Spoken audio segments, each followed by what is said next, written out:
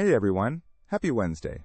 It's September 24th, and I've got 3 immigration stories that all connect to travel, tech, and keeping your documents safe. First, a heads up on a serious data situation out of Germany. A ransomware group says it hit FAI Aviation Group, the charter operator known for air ambulance flights.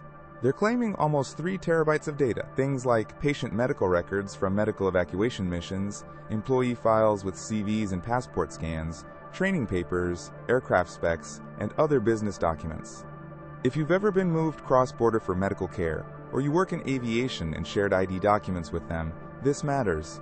Authorities will need to confirm what's real in that leak and lock down the breach, but the risk is pretty clear.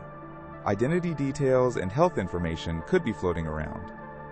Here's what you can do if you think you might be connected to FAI's air ambulance services or staffing. Keep an eye out for notices from the company or your clinic. Be cautious with emails or texts asking you to verify personal details. Use official channels instead. If your passport scan was on file, consider renewing sooner if you suspect it's been abused, and add extra verification on your airline, insurer, and frequent flyer accounts.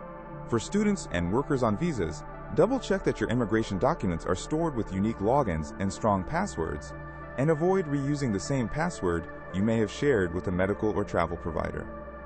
Now to flight operations here in North America. Late last night, United Airlines asked the FAA to pause departures in the US and Canada for about half an hour because of a connectivity glitch. That pause, called a ground stop, means planes don't take off until systems are back. It hit major United stations in Chicago, Denver, Newark, Houston, and San Francisco. Things are back to normal now, with some early delays and a few cancellations as crews and planes caught up. Why should travelers on visas care about a 30-minute hiccup?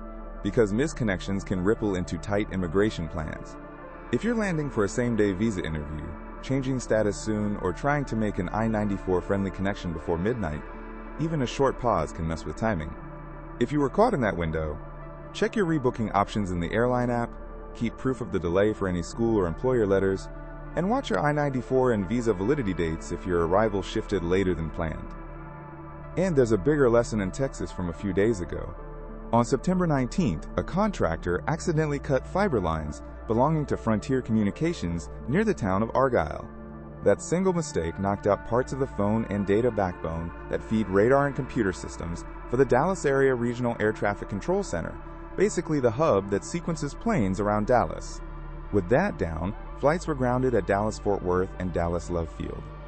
More than 800 flights were disrupted, and cancellations piled up fast. When the data pipes go down, so do the tools that keep planes moving safely. If you had international connections through DFW or were returning to keep your status current, you probably felt those shockwaves.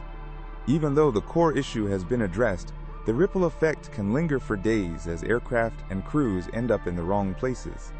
If your trip was pushed, keep all your receipts and delay notices. For students and workers, tell your school's international office or your employer's immigration team about any late arrivals. If a missed connection threatens your visa interview, reschedule immediately and include proof of the airline disruption. Across all 3 stories, it's the same theme. Our travel lives depend on tech and data staying healthy. When that breaks, whether through a hack, a software glitch, or a cut cable, people on the move feel it first.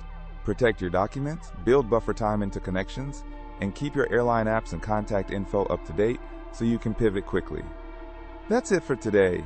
For more details and updates, check visaverge.com, and I'll keep you posted on what actually affects your trips and your status. Talk to you soon.